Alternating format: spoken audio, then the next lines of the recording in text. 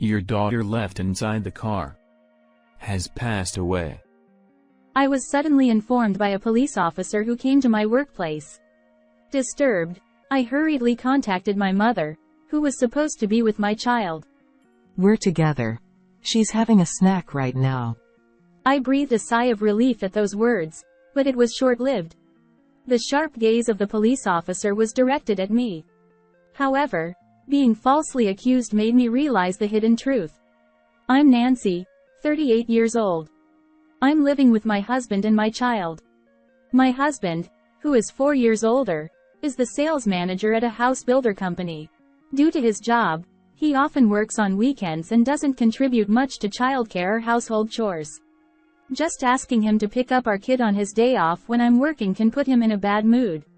There was a time when I, working at a drugstore, asked him to take care of our kid on a Sunday when I had to work, but can't you let me relax on my day off? Unlike you with your easy part-time job, I work in a battlefield-like workplace every day.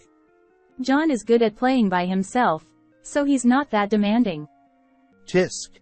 Fine. Do what you want. Just make sure you're back home as soon as work's done. Feeling worried if he's actually taking care of things properly with such an indifferent attitude, I couldn't focus on work that day. Eventually, I started leaving the kids with my mother who lives nearby. Being bad at expressing myself, I knew arguing wouldn't help and I didn't like the tense atmosphere. I guess he's just tired. Can't be helped. With that mindset, I've been struggling with childcare and household chores while working part-time. Then, one day, the unexpected happened. I remember that day being very cold. Early in the morning, I received a frantic call from my manager at work. Can you come in to cover for a sick staff member? Staff members often cover for each other in times of need. I might be a bit late as I need to drop off my kid, but I'll be there. After hanging up, I called my mother, who readily agreed to help out, and I quickly started getting ready. Should I take him to your mother-in-law's place? My husband Jason said something surprisingly cooperative. Really? Are you sure? What about work? His usually indifferent attitude made his offer seem out of character, leaving me surprised. It's fine. We'll make it in time if we leave now. Watching my husband happily lift up our child, I felt a rush of happiness. Thank you. Oh, but we need a child seat for this one. How about using Nancy's car today? I'll drive you to the station too. You can't handle driving my car, right? His car is large, and I'm too scared to drive it. Are you sure? That would be a big help. After safely arriving at work, I was greatly appreciated by the manager and greeted with thanks from regular customers, leaving me feeling happy. However, just before 4 p.m., as my shift was about to end, I was called to the back room via the store announcement system. There were 2 men there. The manager whispered to me. They're from the police. Then, looking bewildered, the manager introduced me, saying, This is Nancy. Police. I'm Nancy, but... In my confused state, I desperately searched for any clues, but I couldn't imagine why plainclothes officers would come to see me. For some reason, the police officer scrutinized me from head to toe with a piercing gaze. Please. Try to stay calm and listen. Your daughter has passed away. My daughter. Whose? The officer calmly began to explain the situation to me, which only added to my confusion. Apparently, my car, parked in the coin parking lot behind the station, contained the body of a girl around 1 year old who had passed away from the cold. The driver of the car parked next to mine happened to notice something was wrong and called an ambulance, but it was too late by the time they arrived.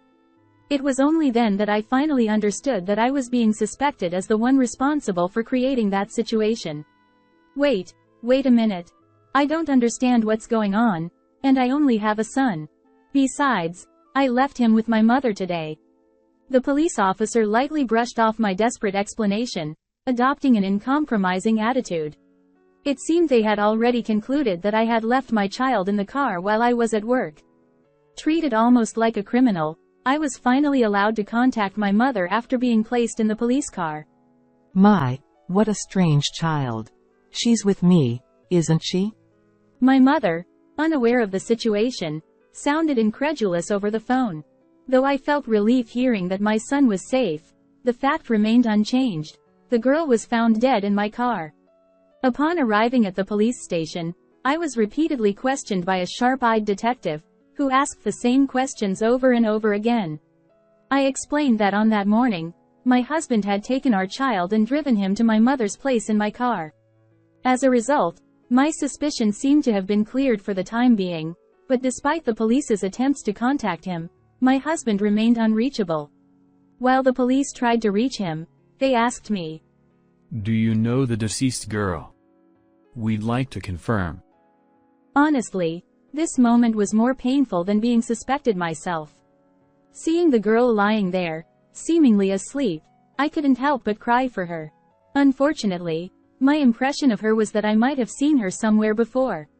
When I honestly conveyed this to the police officer, he said, "Please contact us if you remember anything." Finally, I was released. It was getting dark outside, and I hurried to my mother's house where my son was waiting. While my child slept, I explained the situation to my mother, who comforted me, crying and comforting me. When I returned home, it was past 9 p.m., and my son fell asleep immediately. During that time, I called my husband several times, but there was no answer. Finally, late that night, I received an email from him saying, "I suddenly had to go on a business trip." I immediately tried calling him, but the calls just kept ringing, so I replied to the email saying, "Something serious is happening." However, after that, I couldn't reach him again. That day, I spent the whole night without sleeping, but there was something else bothering me besides my husband. That girl. I feel like I've seen her somewhere before. Anyway, I won't know anything until I ask my husband about the situation. I waited for the start of my husband's work hours and finally mustered the courage to call him. I wanted him to contact his company from his business trip location, but to my surprise, I found out that he had been on leave since the previous day. "Oh, I see. I'm sorry, thank you." After hanging up, I couldn't think straight for a while. In the midst of shock, the only thing I could think of was to consult with my best friend Amy. As I opened my phone to make the call, I was startled. Hastily, I checked the messages Amy had sent me. No way. This can't be true. In one of the messages was a picture that shocked me to the point where I involuntarily exclaimed. Because there, in the photo with Amy, was the girl who had been left in my car. What a revelation. The deceased was Amy's daughter. Yesterday's inexplicable events suddenly fell into place. Why was Amy's child left in my car? It wasn't just paranoia. I became convinced that my husband and my best friend were having an affair. And I recalled a scene from 2 years ago when Amy, divorced and single, got pregnant. She had said, "Who the dad is will be a secret from Nancy. The life of an unwed mother, right?" With a meaningful smile. Could that girl possibly be my husband's child? There was no concrete evidence, but I couldn't let it slide. Overwhelmed with anger at being deceived by my husband and best friend for so long, and for the sake of the deceased girl, I resolved to uncover the truth. Despite my usual aversion to confrontation, I had been passive in contradicting my husband until this betrayal opened my eyes. An innocent child suffered because of the foolishness of 2 adults. I was determined to bring closure, so I immediately took action. After dropping off my child at daycare, I headed straight to Amy's house. When I arrived at her apartment and rang the doorbell, Amy, with sleepy eyes, opened the door. "Long time no see. Were you sleeping?" "Huh? Nancy. Why?" Seeing Amy's bare face, she quickly tried to close the door, but I anticipated it and wedged my bag between the door. "Jason is here too, right? Let's talk inside." I think I found Amy's fluster amusing and was smiling. Perhaps my smile seemed eerie and frightening to Amy. "Fine. But that's so unfair, springing this on me out of nowhere." With a tense smile, Amy reluctantly let me in. I heard her calling out to my husband to wake up from the back room. Huh. Nancy? My husband was indeed there, still half asleep. However, his surprise lasted only a moment, and by the time he came to the living room, he was already completely unapologetic. Tisk. So, you figured it out, huh? Upon seeing my face, he brazenly remarked in a joking tone. Amy, who had been flustered just moments ago, was now grinning behind my husband. Could you stop teasing me? I have something to ask, I said. Oh, scary, scary. Feeling the urge to shout at Amy for her feigned surprise, I desperately suppressed it. You probably contacted her about her daughter, right? Even though you know that, why aren't you two going to pick her up? It seemed like my husband and Amy expected me to be contacted about Amy's daughter. How much do these people really know? Still, I couldn't understand their actions. Come on, cut me some slack. Isn't she being taken care of by the police? With those words, I realized they didn't know about the death of her child, but I was shocked by their overly optimistic attitude. At that moment, I decided I would only reveal the truth after extracting it from them. But why did this happen? I asked. Well, we were surprised too. When we got back to the parking lot, there were a lot of people around the car. Yeah, there were some dramatic folks there. Then, the two of them started chatting away about what happened the day before. It turns out my husband, who had taken a day off, had planned to spend time with Amy from the start. But when they tried to check into a hotel near the station, Amy's child became a nuisance, they said. So, they parked my car in a coin parking lot and went to the hotel, leaving the child in the car. Learning about their impulsive actions left me speechless. And when they returned from the hotel to the parking lot, they found the police surrounding my car and even an ambulance had arrived. Feeling it was getting serious, they apparently fled the scene. In such a situation, one would normally worry about the child, but the two of them had conveniently interpreted the situation to suit themselves. They were considering that the police were taking care of the child, seeing it as an opportunity to take a break from childcare duties for a while and relax. It left me utterly dumbfounded. So, how long have you two been together? I asked straight to the point, despite their unabashed recounting of events. You're quite oblivious, aren't you? Oh, that's so like Nancy. Well, it's been since right after my divorce. It's been 4 years. I was just helping Amy out with her divorce. It's a common pattern. I had actually suspected my husband of cheating at the time, but being pregnant, I chalked it up to nerves and dismissed it as my imagination. It was quite a surprise to find out that his affair was with my best friend. Right. So, then you're the father of Amy's child? That's right. Unlike our son, our daughter is adorable. Peering into my face, as if trying to provoke me, my husband nonchalantly admitted to it. He said he just happened to think of borrowing my car. Since Amy didn't have a car, he thought they could all go out together since my car had a child seat. Well, why didn't you just divorce me and marry Amy then? Feeling like our time together had been wasted, I blamed my husband. But once again, he came up with an unbelievable excuse. Too naive. If I did that, my affair and having a child would be exposed at work, wouldn't it? It would hinder my promotion. To sacrifice us for that. I thoroughly despised my husband. Nancy, that's not all. Even Amy, who was next to my husband, snickered and began to speak down to me.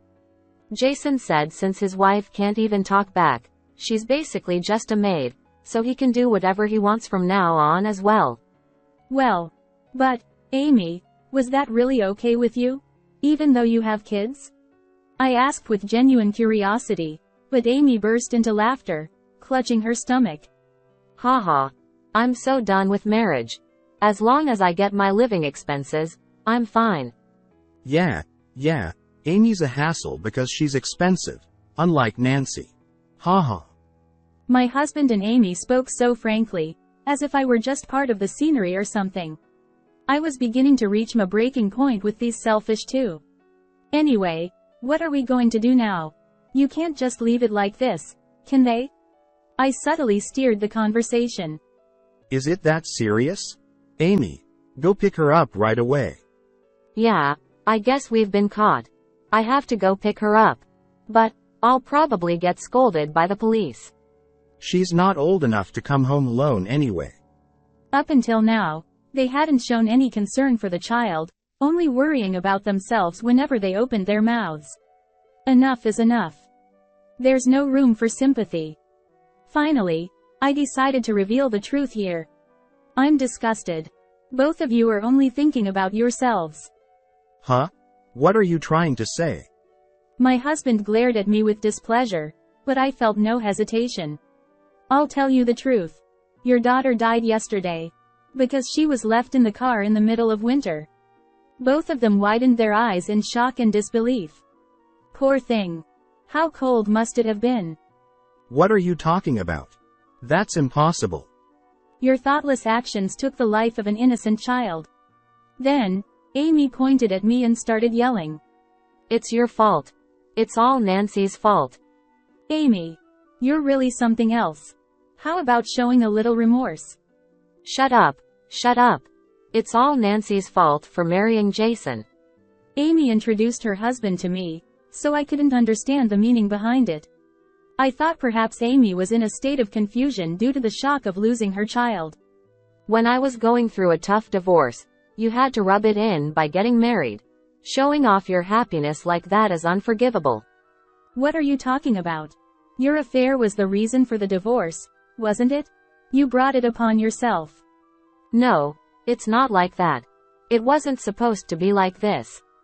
Crying, Amy continued. I was supposed to be happier. And kept focusing on herself. Meanwhile, my husband desperately tried to justify himself while watching Amy cry uncontrollably. I'm not involved in this. I always intended it to be just an affair from the start. It's too late for that now. Amy's child might not even be mine, right? Nancy, technically we're still not divorced, right? He tried to cozy up to me as he spoke. I shook off his hand and uttered in a low, grave voice. Coward. Don't ever show your face in front of me again. With that, I discreetly contacted the police while leaving the scene, casting a sidelong glance at the two engaging in an ugly argument. 2 days later, I received a call from the police informing me that the evidence from the surveillance cameras in the parking lot had been crucial, leading to the arrest of the two. Now, both of them will face legal consequences. They will have a long and tough road ahead, all of which they have sown themselves. Meanwhile, I began a peaceful life with my mother and son. With the help of the drugstore manager, I secured a job as a full-time employee. I am excited for this unexpected fresh start in life.